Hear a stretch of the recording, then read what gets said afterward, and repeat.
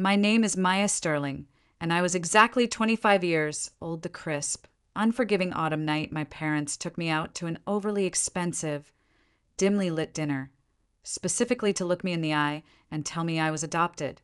My mother actually smiled. It was a thin, highly practiced, completely hollow smile when she calmly leaned across the table and explained that they had only kept me for the financial benefits, and that now, because I had turned 25, I simply wasn't useful to their bottom line anymore.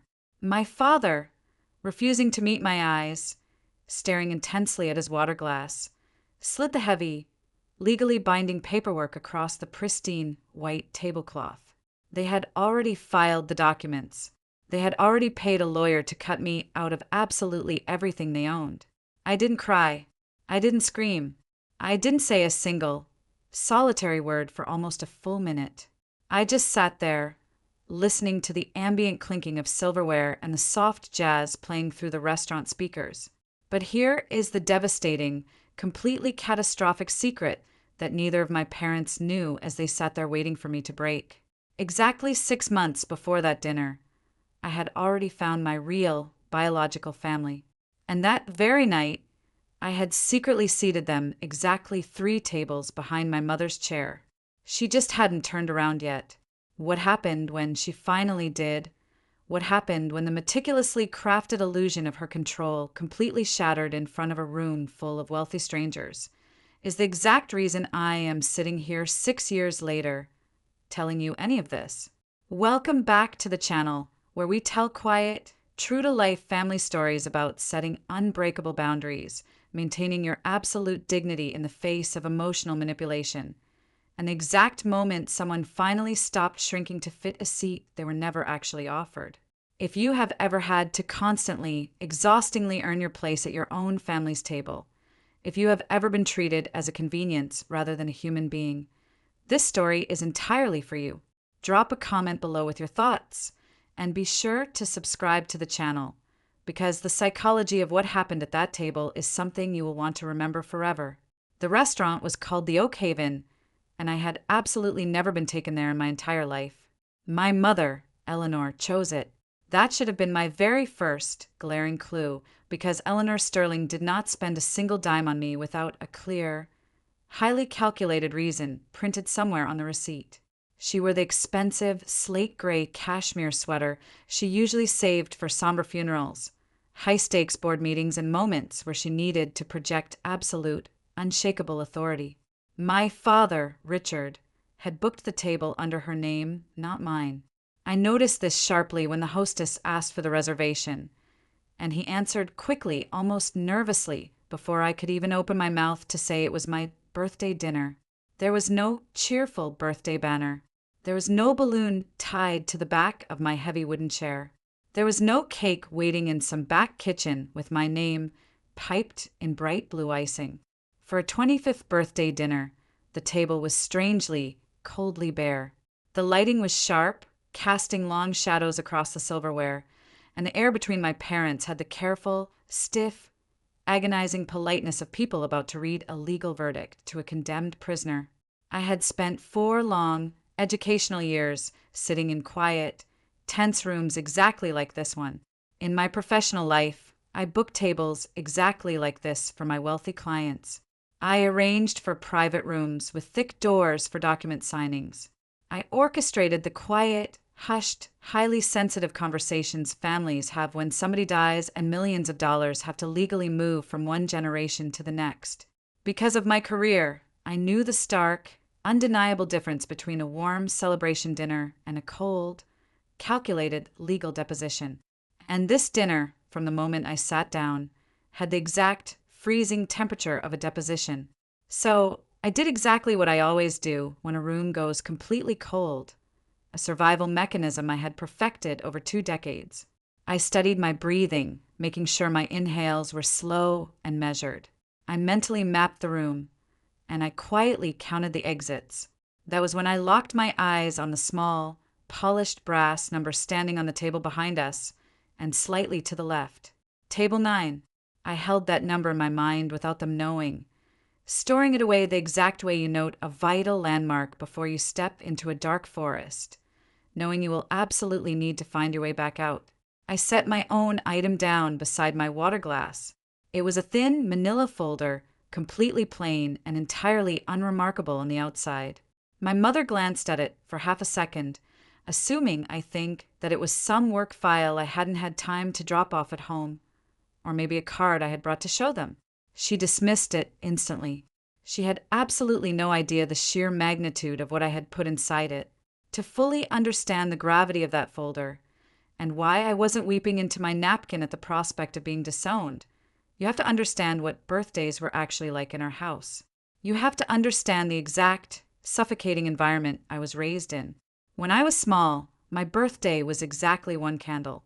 Not one candle as a cute, minimalist tradition, the way some modern, aesthetic families do a single tall number on a beautiful cake. It was one cheap, waxy candle, pressed hastily into a slightly stale grocery store cupcake that my mother bought on her way home from work, and never even bothered to refrigerate. I would sit on the worn bar stool in the kitchen and watch the frosting sweat on the counter while she took a long, involved phone call in the other room. There was no singing. There were no presents wrapped in bright paper. It was a chore she was checking off a list. Meanwhile, exactly 3 weeks later, my cousin Julian would turn the same age. Julian got a massive, rented bounce house in his sprawling backyard. He got a private catering company walking around with little gourmet quiches on silver trays.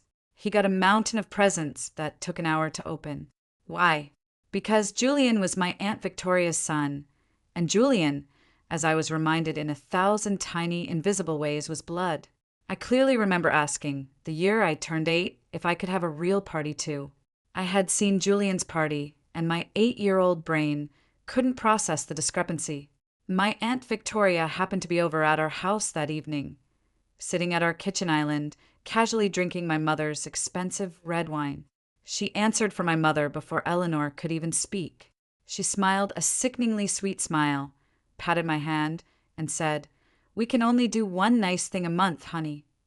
She said it so kindly, so gently. That was the part that taught me the absolute most about how the world truly works. It taught me how incredibly kind, how soft and reasonable people can sound, while they are meticulously explaining your absolute insignificance to you. So, I learned the math of my existence very early on. One sweating cupcake costs significantly less than a backyard party. A child who asks for less, who takes up less space, who makes no demands, is vastly cheaper and easier to manage than a child who asks for the exact same treatment as everyone else. By the time I was 9 years old, I had stopped asking for cake entirely. I stopped mentioning my birthday. I stopped asking for new shoes until my toes were literally bruised, because I could easily see that my silence made the arithmetic easier for everyone at the dinner table. And being easy, being completely frictionless and undemanding, felt like the absolute only currency I actually had in that house to buy their tolerance. I didn't tell myself it was a profoundly sad way to live. I told myself it was highly efficient. That is the ultimate, tragic reality of growing up useful rather than loved. You do not ever notice that you have been carefully priced and inventoried until somebody finally reads the number out loud to your face.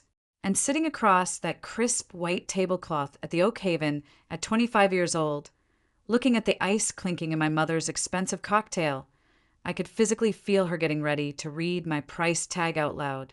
I had left their house the very week I turned 18. I didn't wait for a graduation party that wasn't coming.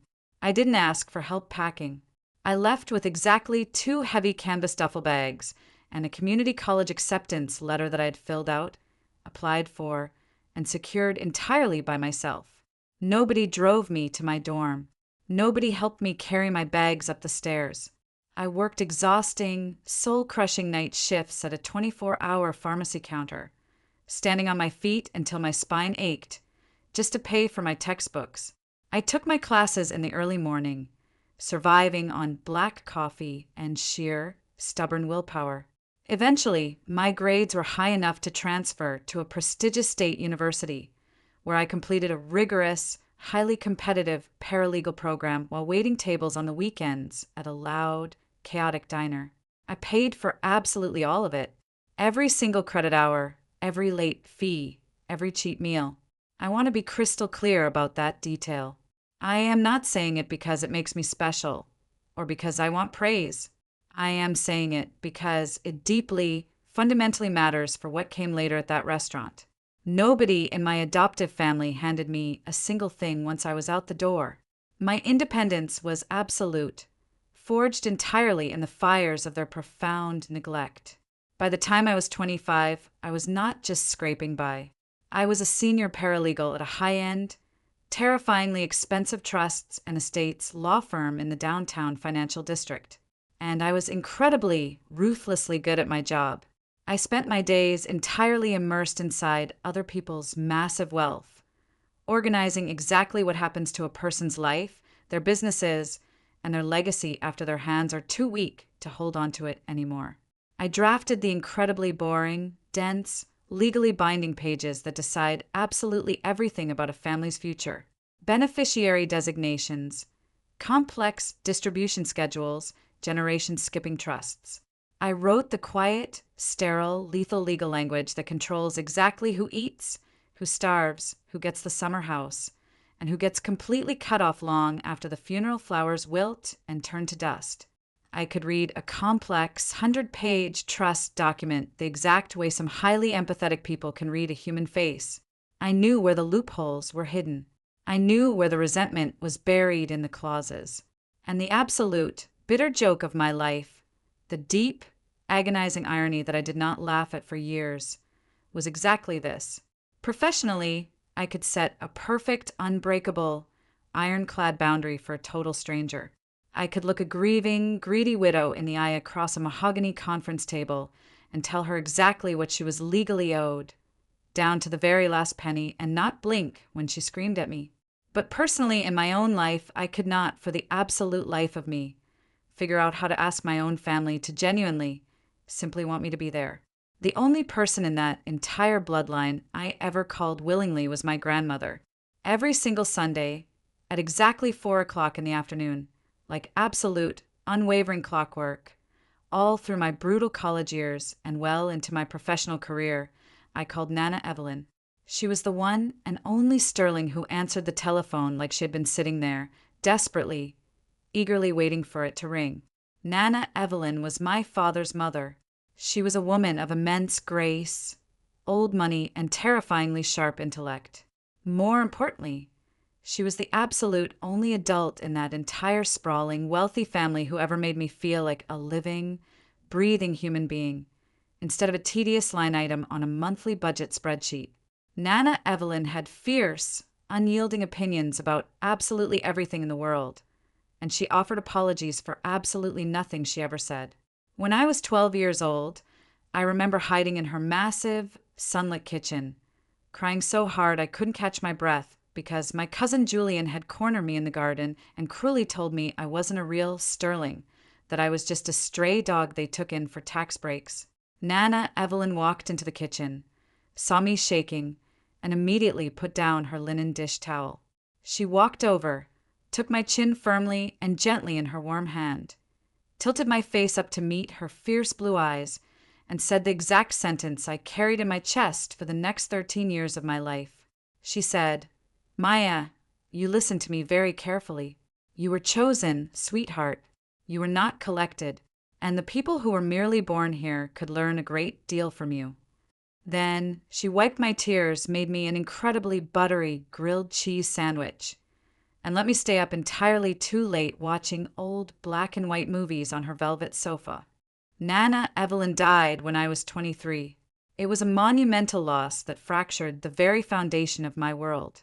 2 years before that awful dinner at the Oak Haven, I stood up at her massive, heavily attended funeral, and I gave the only eulogy that actually mentioned her by who she truly was, her fierce love, her sharp wit, her undeniable warmth, instead of just listing what massive assets she had left behind. And within a mere month of her funeral, while I was still waking up crying from the grief, my parents, Richard and Eleanor, quickly packed up their belongings and moved out of their cramped, deeply ordinary, split-level house. They moved directly into Nana's massive, sprawling, multi-million-dollar estate on Sycamore Drive. It was the ancestral home, the one that had been in the family for generations, the one deeply connected to Nana's name and legacy in ways I understood, significantly better than my parents even realized. I didn't think much of the move at the time. I was too consumed by my own profound, grieving process to care about real estate. But there was a specific, peculiar thing Nana had said to me on one of our very last Sunday phone calls, when her voice was growing terrifyingly thin and raspy over the line. A sentence that I had filed away in the back of my mind without truly understanding its massive implications. She had coughed, cleared her throat, and said to me, with absolute, terrifying clarity, "Maya, I have made absolutely sure that you will never, ever have to ask anyone in this family for your own life." At the time, I thought she simply meant it as emotional encouragement. I thought it was just a dying grandmother telling her adopted granddaughter to be strong and independent. It would be a full 6 months before that fateful 25th birthday dinner, while I was routinely going through county property records for an entirely different, unrelated work project, that I accidentally learned she had meant that sentence completely literally. She meant it in ink, in binding legal writing, and she had it fully notarized by a team of lawyers who were much, much smarter than my parents. The year before I turned 25, the entire atmospheric pressure of my family started drastically changing. They started getting incredibly cold around me, and not the normal, busy life kind of cold. Texts to my mother that used to come back in an hour suddenly took 3 full days to get a one-word reply. My mother abruptly stopped looping me into the massive holiday planning email chain, and then acted deeply, theatrically shocked when I showed up to the Thanksgiving dinner without a baked side dish that nobody had actually asked me to bring. My Aunt Victoria, meanwhile, got significantly louder and much more aggressive. She started purposefully using a specific, highly loaded word in the family group chat that she had never, ever bothered with before in my entire life.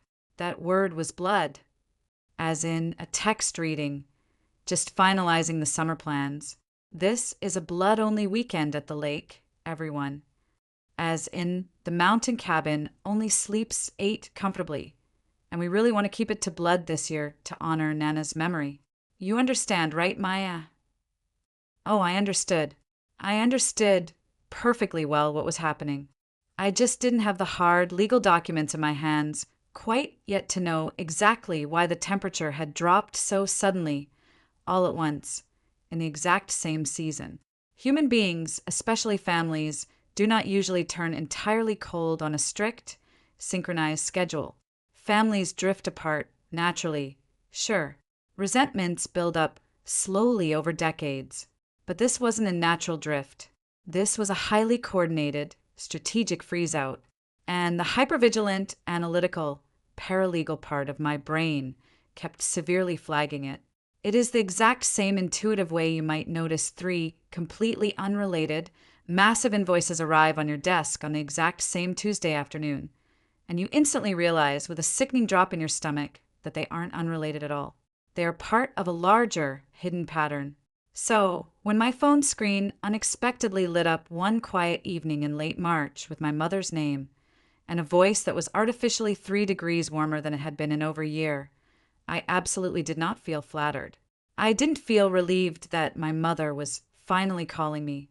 Instead, I felt the small, terrifying, icy click of a deadbolt turning somewhere deep in the dark, in a room I couldn't see. "Honey," Eleanor said through the phone, and she absolutely only ever called me honey when she desperately wanted something from me or needed me to perform a task. "Your father and I were talking, and we would absolutely love to take you out to celebrate your 25th birthday properly. A nice dinner, just the 3 of us, the way we never quite managed to do when you were growing up." And every single honed instinct I had meticulously built in 4 grueling years of reading other people's terrible, life-ruining legal news told me the exact same terrifying thing. This is entirely too neat. This is a trap. Here is the fundamental thing that most people, especially outsiders, get entirely wrong about a woman like my mother. They assume that cruelty is loud. They think abuse is screaming, throwing plates, and visible chaos. It isn't.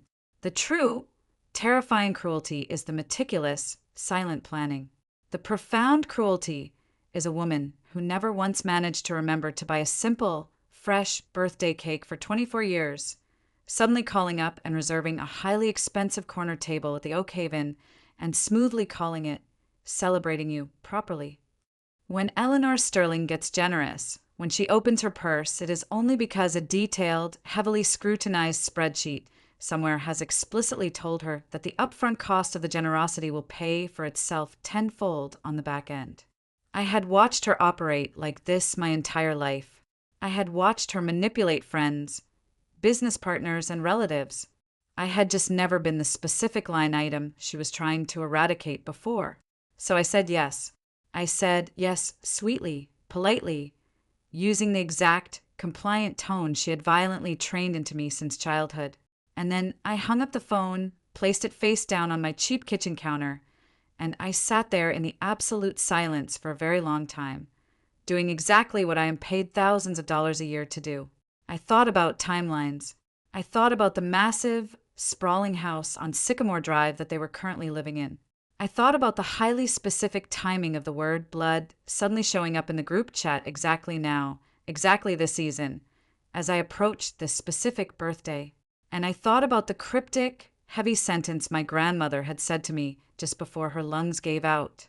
And finally, I thought about the thin manila folder that was already sitting zipped inside my leather work bag, the folder I had secretly assembled 6 months earlier for deeply personal reasons that had absolutely nothing to do with my adoptive mother's greed, and everything to do with me finally trying to figure out exactly where I came from in this world. I didn't call my parents back to aggressively ask questions. I didn't send an emotional text. I certainly didn't warn them that I had recently spent 3 hours in the dusty basement of the county clerk's office pulling official property and trust records. Instead, I made a few quiet, highly strategic phone calls of my own. The kind of completely silent, untraceable calls you make when you have firmly decided that you're not going to be the victim of an ambush. You're going to be completely, overwhelmingly ready. I won't tell you yet exactly who I called that night, but I will tell you the absolute golden rule I live my life by. The one Nana Evelyn never actually said out loud, but taught me through observation anyway. When a woman like my mother is suddenly uncharacteristically sweet, it means someone sitting at her table is about to lose something massive. I just made absolutely legally sure that this time the person losing everything wouldn't be me. People who hear a story like this automatically assume it is purely about money, and I completely, totally understand why. From the outside, the narrative components are obvious. There's a hidden, well, somewhere, a massive, multi-million-dollar estate, an expensive restaurant, and a highly dramatic legal folder being slid across a white tablecloth. But as I sat completely alone in my parked car in the freezing Oak Haven parking lot that night, with the engine off and my hands resting perfectly steady on the cold leather steering wheel, the thing I was truly, deeply afraid of losing had absolutely no dollar amount attached to it. I was terrified of losing the very last fragile illusion that I had ever truly belonged anywhere on this earth. Because as profoundly cold as that house had been growing up, as brutally transactional as every sweating cupcake and every forced family photo was, it was still the absolute only origin story I possessed. Richard and Eleanor were still, technically legally, my parents. And if they took a pair of scissors and cut that final, frayed thread tonight, exactly the way I strongly suspected they had booked this dinner to cut it, then I would become exactly what my cruel cousin Julian had called me when I was 12 years old, crying in the garden. I wouldn't be a real Sterling. I would just be a completely disposable girl that somebody casually picked up, used for a while, and eventually put back down when she became too expensive to maintain. That profound, existential abandonment is the exact wound they were deliberately aiming for. And they knew it because it is the exact same psychological wound they had been ruthlessly pressing their thumbs into my whole life to keep me obedient.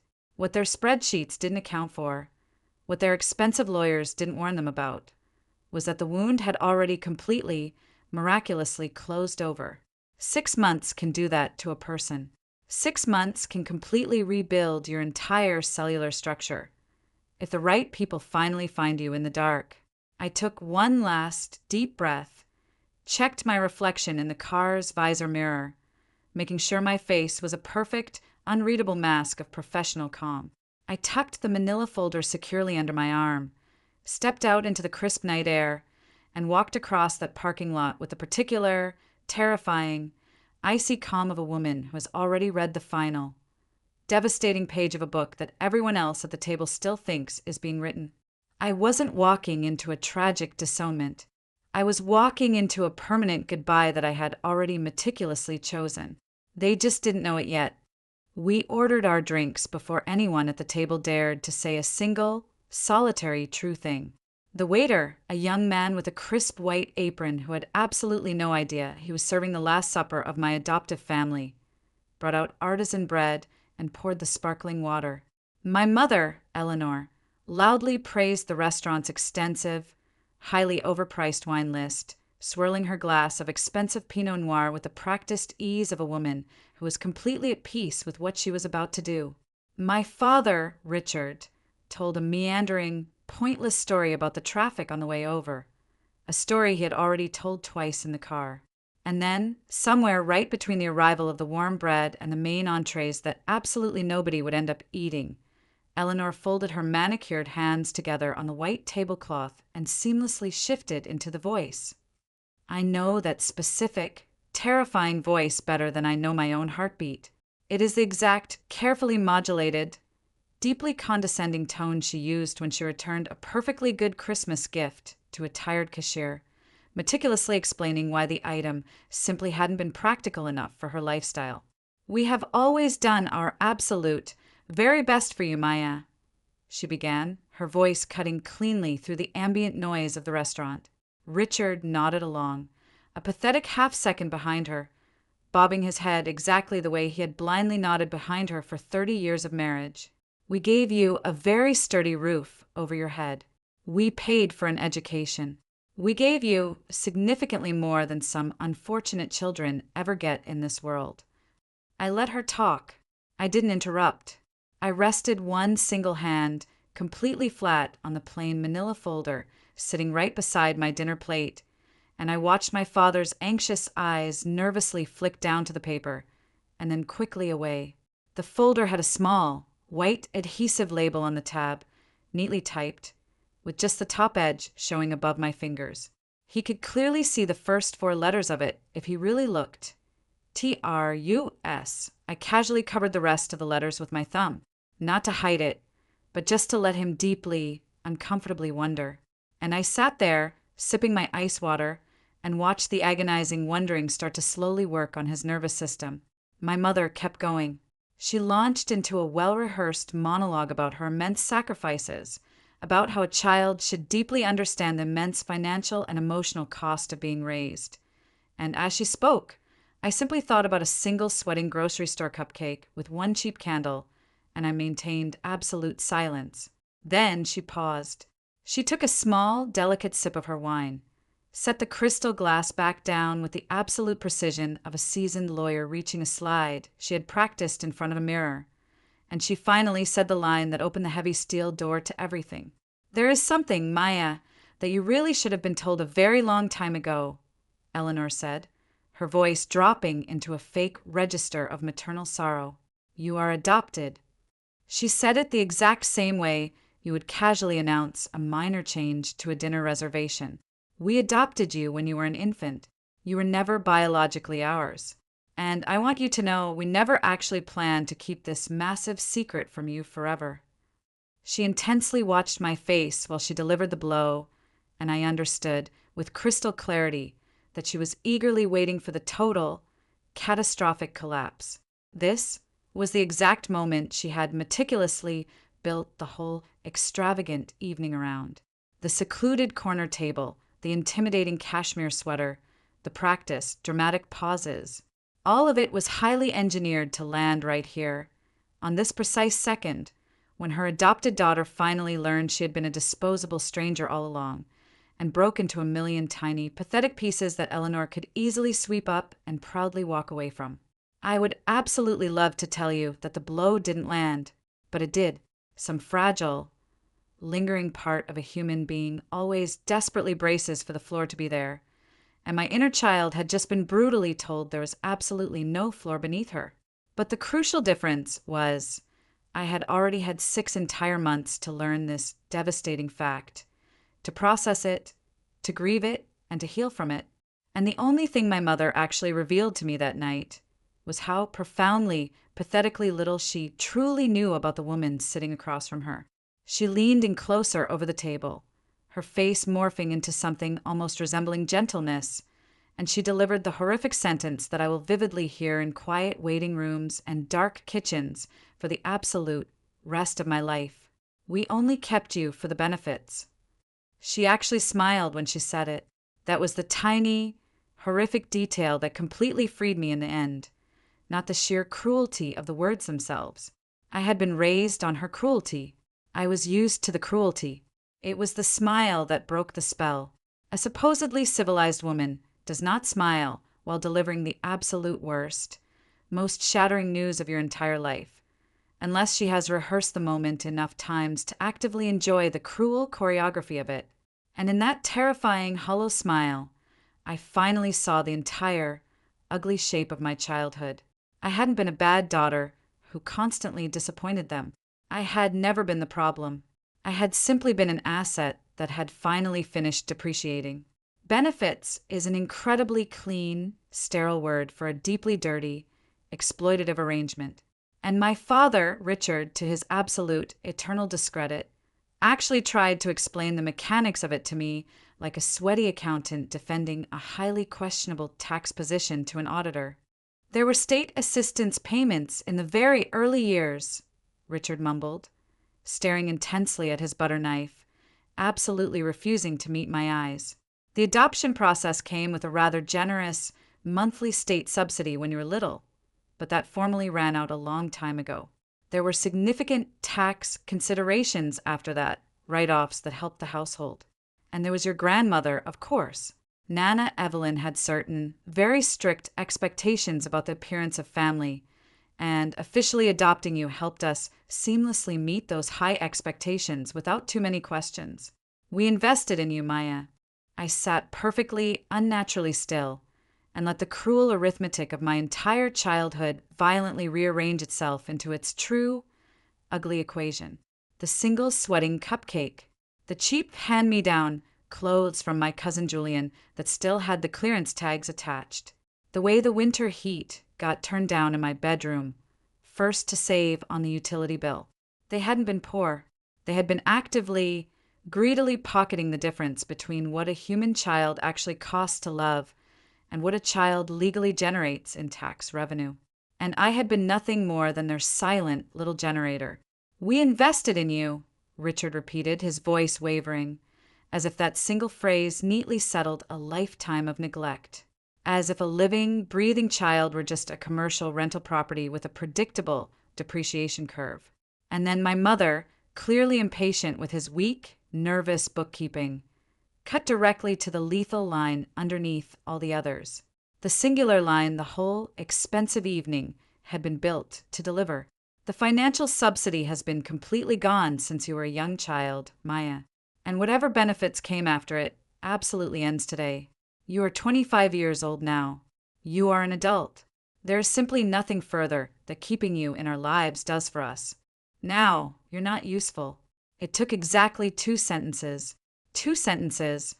and they had surgically reduced a quarter century of my desperately trying to be their perfect daughter into a sterile business line that had simply stopped producing income. I slowly reached for my glass of ice water. My hand did not shake. I distinctly noticed that it didn't tremor even a fraction of an inch, and I quietly filed that fact away in my mind as a massive, surprising, beautiful gift. Then my father did the cowardly thing he had actually come to the restaurant to do. He reached down into the expensive leather legal portfolio he had brought, the one I was originally supposed to assume held a thoughtful birthday card, and he slid a thin, dense sheath of legal papers across the white tablecloth until the edge of the paper physically touched my dinner plate. "We have already filed these with the courts. Just to formally formalize things, he said, his voice dropping to a low, businesslike murmur. You won't be listed in the will. You won't be a named beneficiary on absolutely anything of ours going forward. We wanted to do this cleanly in person, face to face, so there would be absolutely no legal confusion or messy entanglements later. He had clearly rehearsed the word cleanly. I could practically hear the overpriced estate lawyer who had coached him in his office. And here is the absolute, most crucial part that I have never been able to make my adoptive family fully comprehend. The part that completely turned the tide of the entire night for me, without my having to say a single word. I read the legal caption on the very first page of their document in about 4 seconds. I read it the exact way I had read 1,000 similar documents in my professional career at the law firm, and I saw immediately, instantly, what a catastrophic error they had made. They had filed their legal disownment against the completely wrong financial instrument. They had spent thousands of dollars in legal fees, completely cutting me out of their own personal estate, an estate that was almost entirely beside the point, while leaving completely legally untouched the massive document that actually decided absolutely everything. They didn't know what I knew. They genuinely believed that the financial power in this room ran solely through their own modest, personal will. And so, that was exactly where they had aimed their expensive little knife. I didn't correct them. In my line of work, you never, ever lean over the table and tell the opposing side that they have sued the wrong defendant. You sit quietly, and you let them finish digging their own grave. So, I simply took one finger, and I slid the stack of legal papers exactly 1 inch back toward the center of the table, neither legally accepting them nor aggressively refusing them. And I let them sit there, drinking their expensive wine, completely believing they had won the war. Across the table, my mother's cell phone suddenly vibrated. It was my Aunt Victoria's voice arriving on speakerphone from Eleanor's designer purse because, of course, Victoria was listening in. Because Victoria had been the cruel architect of half of this entire plan. Blood always looks after blood, Maya. Victoria's tinny voice echoed from the purse, sounding as warm as a rusted knife in cold soup. You have always been such a practical girl. You've always understood that basic fact. I didn't cry. I sat there, a 25-year-old woman, took a slow, deliberate sip of my water, and gently set the heavy glass down on the table without making a single sound. And as I did, I watched an emotion cross my mother's perfectly injected face that I had genuinely, truly never seen there before in my entire life. Profound disappointment. But she wasn't disappointed in me. She was disappointed at the performance. She had painstakingly written this dramatic scene in her head with a hysterical, sobbing, begging girl in the lead role, and the girl absolutely wasn't sobbing, and it was completely ruining her grand finale. Aren't you going to say anything at all? Eleanor demanded, and there was a sharp, frantic edge in her voice now. It was the brittle, terrifying panic of a control freak whose tightly written script has just gone completely off the rails. I seriously considered the question. I considered absolutely everything I could have screamed at her. The whole, massive flood of it. 25 years of deep, agonizing neglect backed up behind one small, fragile dam in my chest. And then she made the ultimate mistake that arrogant people like her always inevitably make. She couldn't handle the silence. She filled the terrifying void by instinctively reaching for the exact same weapon that had worked the first time, expecting it to draw fresh blood again. I said, "We only kept you for the benefits," she repeated, her voice slower this time, leaning heavily on each word, desperately trying to elicit a visible wound she could enjoy. But a cruel sentence entirely loses its sharp teeth the second time you hear it from the exact same mouth. The first time, it had been a shocking revelation. The second time, it was just a pathetic confession. It told me absolutely everything about her dark, empty soul, and it told me absolutely nothing about my own inherent worth. I calmly picked up my linen napkin, smoothed it once over my lap, and let her watch me not break. And right behind her at table 9, I saw a woman with my exact same chin slowly turn her head toward our table and go completely deadly still.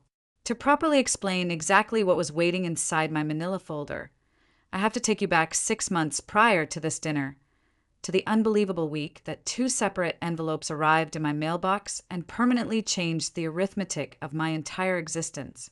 After Nana Evelyn died, feeling entirely unmoored, I had finally registered my DNA and personal information with the State Adoption Reunion Registry, feeling half certain that absolutely nothing would ever come of it.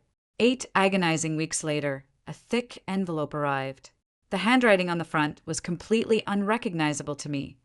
It was careful, looping, the unsteady hand of a woman who had clearly practiced what she wanted to say on a dozen pieces of scrap paper first. The letter was from a woman named Susan Hale.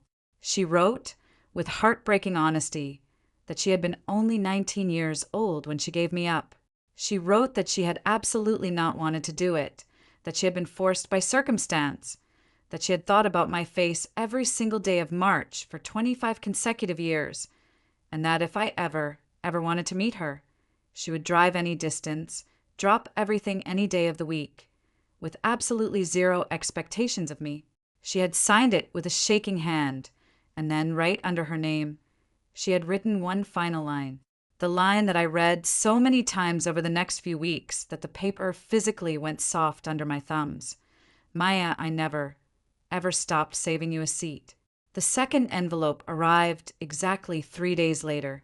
It was a massive, heavy packet from a downtown corporate bank. It was the complete, unredacted distribution schedule of the Evelyn Sterling Family Trust, legally executed and finalized 2 full years before Nana's death, and crucially, administered not by my adoptive parents, but by a completely neutral, ironclad corporate trustee. The legal language jumped off the page and hit me like a freight train.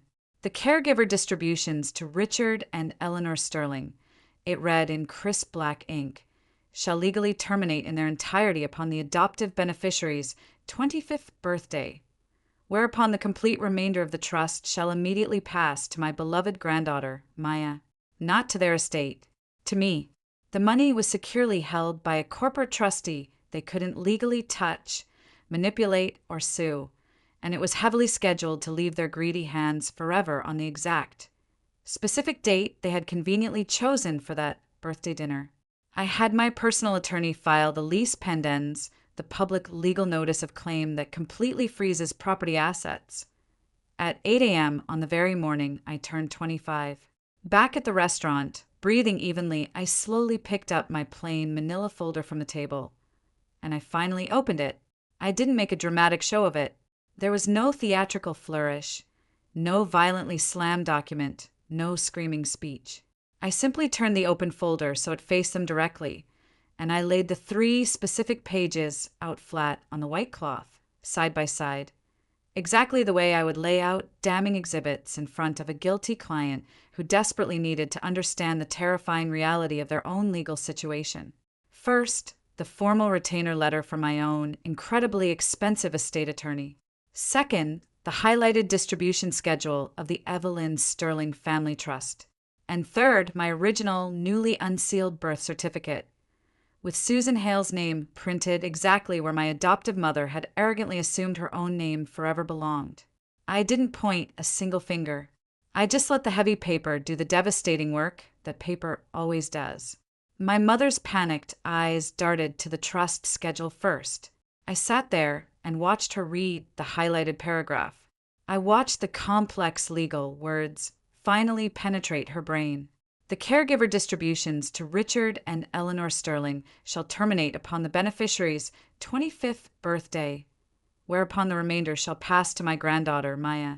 I watched her perfectly lined eyes reach the word remainder, and then the word Maya, and I watched the warm, confident color completely leave her face from the top down, exactly like a heavy window shade being rapidly drawn shut in a dark room. She looked up at me, absolutely terrified. Then she looked at Richard, and then back down the page, the desperate way people do when they are praying to God that the second reading will say something significantly kinder than the first. It didn't. It never, ever does. Eleanor, I said, my voice incredibly gentle, because when you have absolute power, you can afford to be gentle. You filed your disownment papers against the wrong family entity. The estate you just so proudly cut me out of was always the vastly smaller one. My adoptive mother is an incredibly fast, cunning woman, and I will always give her credit for that. Even in a state of sheer shock, it took her only about 10 seconds to mentally assemble the full, catastrophic picture. The massive, historic house on Sycamore Drive, funded entirely by the trust that she had comfortably assumed she would live in for the rest of her life. The massive monthly distributions that had quietly, secretly funded her designer clothes, her luxury cars, and her expensive country club memberships for over 2 decades. Money that legally stopped by their own terms at midnight tonight. The remainder of the trust, the real generational wealth, the massive fortune she had spent 20 years standing adjacent to but never legally controlling, was passing on this exact date to the exact daughter she had just proudly told she was finished with. She sat there, staring blankly at the page, her chest heaving. Richard slowly reached a shaking hand toward the paper, and then cowardly pulled it back without touching it, and I looked at the two of them. My adoptive mother, who had coldly priced my worth at one cheap grocery store candle, and my adoptive father, who had loved his own mother entirely too much to honor what she had begged him to do, and I said the absolute only sentence I had prepared in advance. "You kept me for the benefits," I said, my voice ringing clear as a bell over the dining room. "They kept a seat for me." Then I smoothly pushed my heavy chair back, stood up, turned around, and I began to walk toward table 9. I did not look behind me again. Not once. Not when Aunt Victoria's tinny voice started screaming my name from the cell phone on the table. Not when Eleanor suddenly shrieked something I couldn't understand and absolutely didn't care to. I walked across the plush carpet, and as I approached table 9, 3 people immediately stood up. Susan, my birth mother, whose eyes were shining with unshed tears. Pearl, my biological grandmother, a tiny, fierce woman who already had my napkin neatly folded by my plate. And Danny, my biological brother, who had enthusiastically stuck a single restaurant candle into a massive slice of rich chocolate cake. I sat down right beside Susan.